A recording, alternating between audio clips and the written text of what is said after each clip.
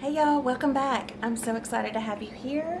Today is a big day and I'm really excited that y'all are going to kind of come along with us. Of course, this video will be after the fact, but you still kind of get to go along and see the journey. Our Addison, who is 19 years old, he married his beautiful bride, Rainey, last year, June 1st, so they have barely been married a year, and they are expecting their first baby today.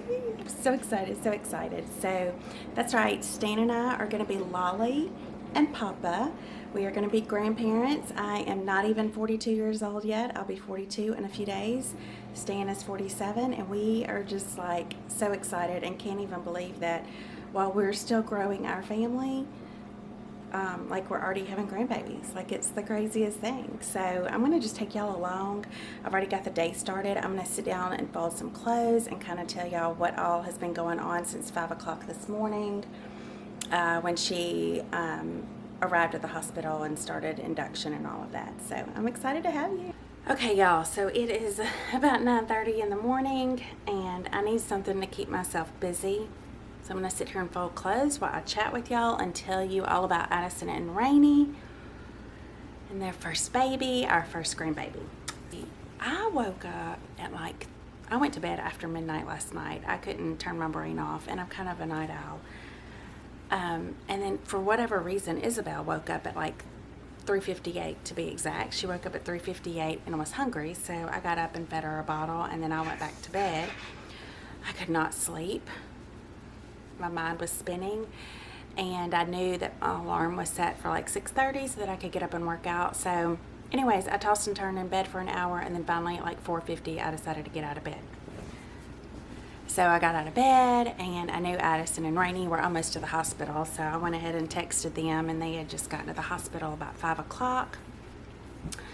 And they were feeling great and excited. So yeah, so the nurses got to, getting her settled in very quickly.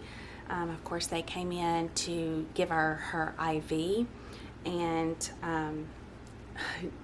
I think it turns out she's probably somewhat dehydrated. I think over the past couple days, Rainey has been so busy nesting and getting everything together in her house, cleaning her car, doing all the things while Addison was at work. I think she probably forgot to intake a lot of water. So I think she was probably a little dehydrated this morning, which resulted in 3 to 4 nurses trying to get an IV in Rainey, and I think pricking her and trying I think she said 8 times. And they finally ended up getting one in her bicep, which just sounds terribly painful. So, but I don't know. If you know Rainey, the girl is so mild, and she just handles difficult situations with such grace and calmness and ease. So I'm sure she handled it like a champ. But finally, they got her IV in, and they checked her this morning, and she was 5 centimeters. So she's halfway there, which is awesome. And the doctor came in, I think the doctor came in about 8 o'clock and broke her water and went ahead and gave her the epidural because she was starting to get uncomfortable. So she figured I might as well go ahead and get that epidural now instead of being in pain any longer. So it is now about 9:30, and Addison just texted me, and she is asleep, resting, and feeling much more comfortable. But they all suspect the baby will be here by lunchtime. So I'm so excited. Okay, so how did Addison and Rainey meet? Well, I'm just going to kind of give y'all a little short version of it all, because we want to do a video one day soon with both of them. Well, Addison doesn't like to be in front of the camera, so we'll do it with Rainey, and just talking about our dating philosophy and kind of how we got our kids through that season of life. We didn't do it perfectly. We won't ever do anything perfectly as parents, but that's okay. So anyways, Addison and Rainey met. Within the first month, they knew they wanted to marry each other. We just loved Rainey from the get-go. I mean, she will tell you I was a little snobbish at first, probably because I was trying to check her out, and I didn't know much about her. I knew what other people had told me, but I needed to see it for myself. But I loosened up after a little bit, and now we have the best relationship ever. It's the sweetest thing. She is the best thing, best addition to our family. So they knew within the first month they wanted to date. They wanted to get married. We didn't allow them to go out on dates alone. Our requirements were that they had to stay within our home supervised or within her parents' home supervised, and they could get to know each other and truly get to know each other. Not go to a movie, not go to dinner and then go to a movie and you're hardly getting to know each other. We really wanted them, my getting texts and making sure this is not Addison and Rainey, and it's just Aunt Robin. So for the first year or so, they really had very supervised time together. If they wanted to go out with a group of friends, and go hang out for the day on a Saturday, I think they did that. They did that as well. But they never fought us on our rules. They were very compliant. Rainey and her family knew exactly where we stood because, again, when I saw that these kids wanted to spend more time together, I picked up the phone and called her mom. And we discussed, and I just kind of told her where we were at and how we want to lead our kids and what we expect from her and what we expect from Addison. And I wanted them to know that their daughter was going to be safe in our home. So, it takes the parents taking initiative to really control this and I say control it. We're not controlling freaks, and we're not trying to keep them in a bubble and protected from all the things of the world, but it is our job to protect them, and we don't need to throw them in situations before they are ready. And I say they are ready. Heck, I don't know that we're ever ready to handle some situations in life. Being very intentional on what you're instilling within them, and using the biblical principles and the wisdom that God has given you to pour back into your kids at an early age, and not waiting till it's too late. Not waiting till they're in the teenage years to all of a sudden start throwing all these rules on them. Because I think if you start at an early age and you're just casually talking about, hey kids, when you grow up and you find a wife, make sure that they love God. Make sure that they're actually following Him. Or, Stan is always great about just in watching me do things around the house. He's always great about, hey Grayson, when you grow up and you're looking for a wife, make sure that they're hardworking like your mama and they take care of your family like she does us. Things like that, just instilling it into them in everyday conversation is going to help it become more a part of them. And then, so when they get older and they enter those dating years, whether they're 16 or 20 or 30 or 40, that's always already going to be a part of them. And they're already going to have those goals and aspirations in how they find their spouse, because you have poured into them for years and years and years. And I'll tell you one thing with Addison, because we chose to talk about how you are to find a spouse and how we feel like what the biblical concepts are on dating, not dating actually, but pursuing a mate for yourself. When it came time, because a lot of the other, teenagers and even parents, kind of snubbed their noses at us and thought we were a little bit unreasonable and thought that we had all these rules put on our kids when it comes to dating. But I don't think that our kids really saw it as lots of restrictions and rules in that, okay, no, you can't go out alone, you can't go out to eat, not right now, you need to spend this next 6 months or whatever time it is. It's going to look different for everyone. You need to spend that here in a supervised home and just getting to know each other. They never fought us on it, and they understood why we were setting those rules. And so I feel like if your kids understand and know why you're setting the rules that you're doing, not just to make them miserable and set them apart from all their other friends, but out of protection and out of obedience to how God has instructed you. I get emotional. Jeez. How God has instructed you and your spouse to lead your kids and raise your kids. And when they see your heart and why you're setting rules in place and why you want to guide them this way instead of this way, which is where the world is going, they really get it. Do you know what I mean? Now, they're still teenagers. They might still give you some flack here and there, but at the end of the day, they understand why you're doing what you're doing. Anyways, they got engaged. Addison was still a senior in high school, so they got engaged in the fall of 2018, and they got married that following June 2019. They financially could handle it. They both have jobs. They had gone through the Dave Ramsey Financial Peace Corps course. They had already started building up a savings account together. They knew where they were going to live, and it's actually on her parents' land, so there's really not any rent for right now. So really they were ready, and we just see it as somewhat unwise to prolong an engagement if you don't have to.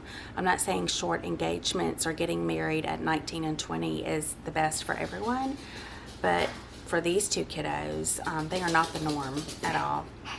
Hey Stella, they are not the norm at all, and we were all on board with them getting married and starting their life together. So in June 1st of 2019, they got married. And then in August of 2019, they got pregnant. So there's my parenting 101 advice when you're dealing with teenagers in the dating scene. Like I said, I don't have all the answers. I just know what has worked for us thus far. And even though challenges arise and maybe conflict arise and maybe they want to buck our rules a little bit, or everything doesn't go quite as perfectly planned as we think it should, that doesn't mean that we're doing something wrong. It just means that's just life, and they're human and we're human, and we're all just going to mess up and let each other down. That's okay. And to know that that's expected. It is 11:03 and Addison just texted me, and Rainey has been sleeping peacefully. She got her epidural and went right to sleep because she was more comfortable, and they just checked her and she is 6 centimeters. So we're getting there, little by little. Okay guys, check out. Hey, stop hitting. So getting everybody up and moving, like literally it's probably about 11:20 now. We're just killing time, having a lazy morning. Do you want to brush your teeth and get dressed? Do you want to brush your teeth and get dressed?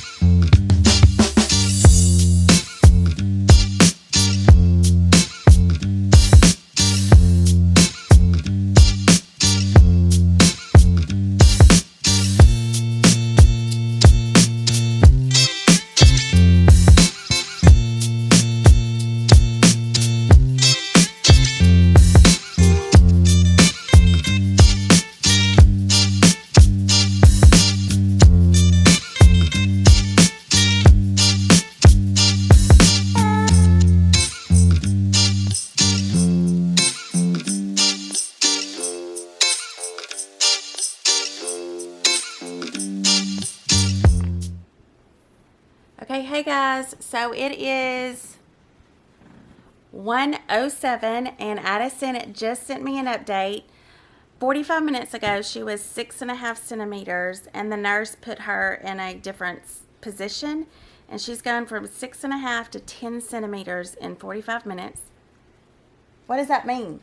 Does anyone know what that means when a woman gets to 10 centimeters? What does that mean? The baby comes out. The baby comes out.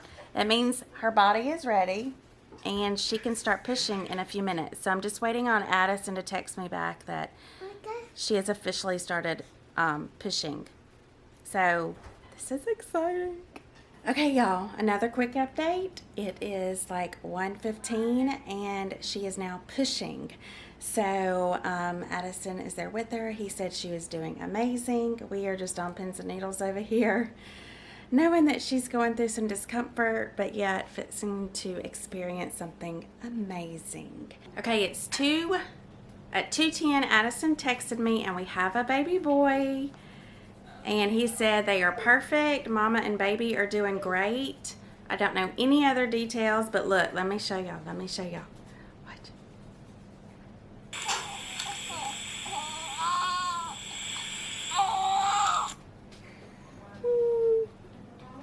And then look, he has a little cone head.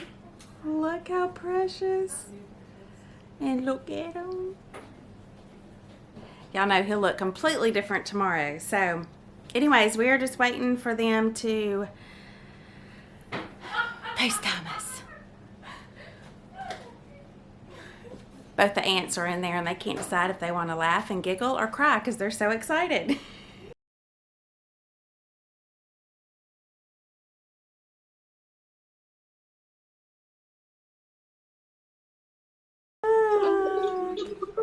Well, he'll change so much in the next several days because all that puffiness will go.